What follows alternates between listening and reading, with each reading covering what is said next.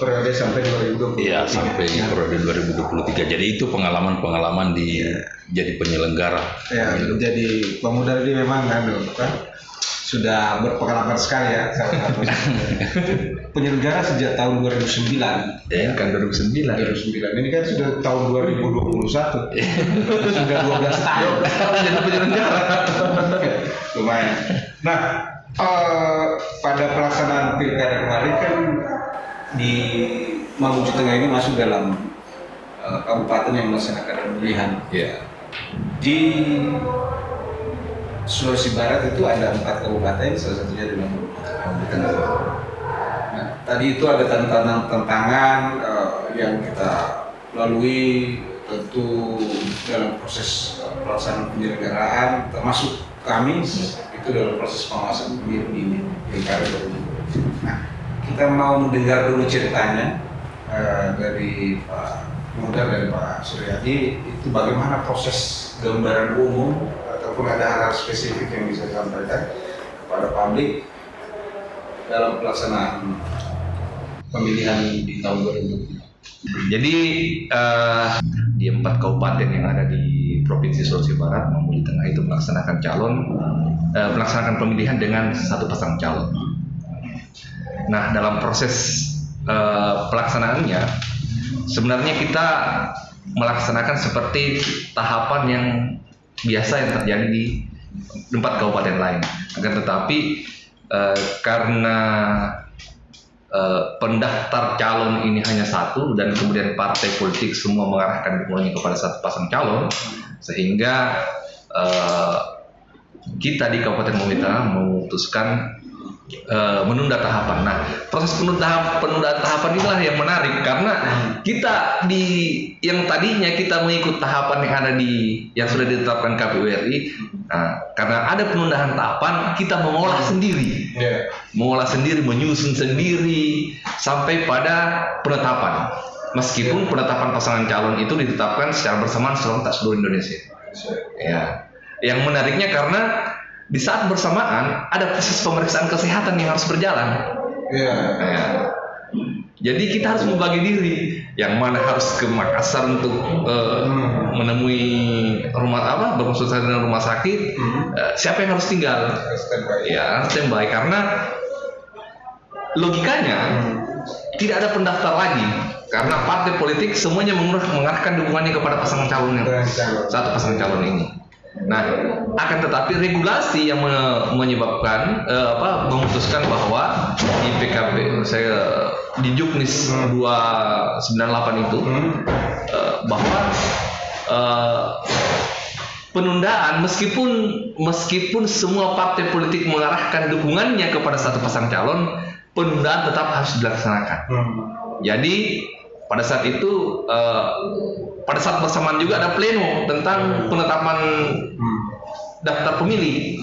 Jadi situasinya pelik, sangat kompleks, di mana harus pleno, siapa yang harus ke Makassar, siapa yang harus tinggal.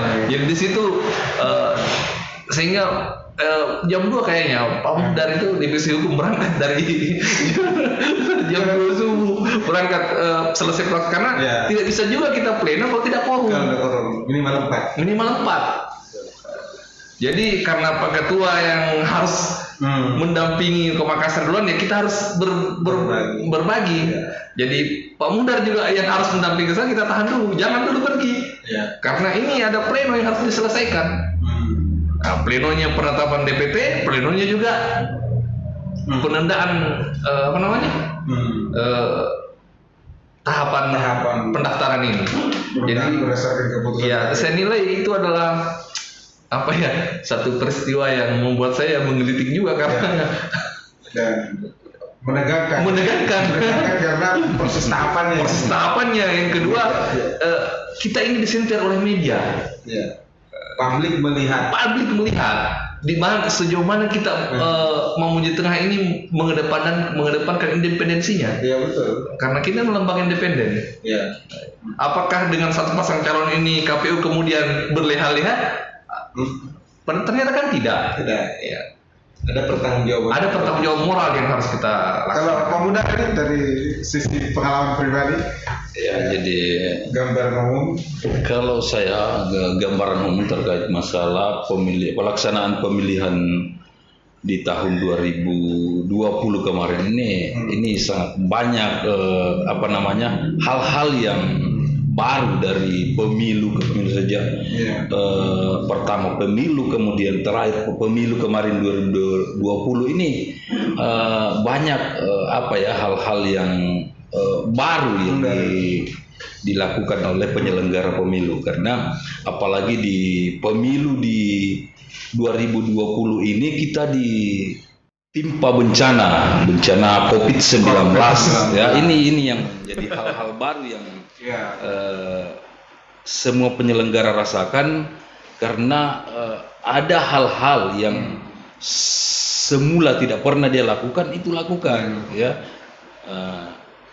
Terutama di masyarakat ini untuk kita datangi saja itu untuk ketemu itu susah sekali. Jadi makanya kita kemarin untuk bisa ketemu dengan masyarakat itu, kita harus menyampaikan dulu ke pemerintah setempat, supaya kita ditahu bahwa ternyata ini penyelenggara, mereka orang dari KPU mau meminta keterangan dari kita. Jadi ada situasi new normal, bencana non alam COVID. Ya. Ini bencana non alam ini mempengaruhi tidak di tingkat partisipasi pemilih di hari-hari? Berpengaruh tidak terhadap pilkada di Mamuju Tengah, atau tidak berpengaruh? Tetap Sangat berpengaruh. Sangat jadi berpengaruh sekali. Artinya bahwa kalau kita lihat kemarin bahwa tingkat partisipasi masyarakat sebelum COVID dan setelah COVID itu sangat pengaruhnya sangat tinggi, karena bahkan masyarakat itu datang saja di TPS untuk dites suhu itu tidak mau. Dikira bahwa ini adalah di rapid di swab itu perkiraannya bahwa setelah gunakan termogan itu, masyarakat itu menolak karena dikira bahwa ini adalah swab. Makanya itulah tantangan artinya situasi yang baru yang kita temui di pemilu ini. Ya, betul sekali. Tetapi alhamdulillah, sebenarnya kan kalau partisipasi pemilih itu bukan hanya di tingkat penggunaan suara, dalam proses penyelenggaraan juga itu. Nah, itu yang ternyata berkurang karena ada situasi bencana non alam.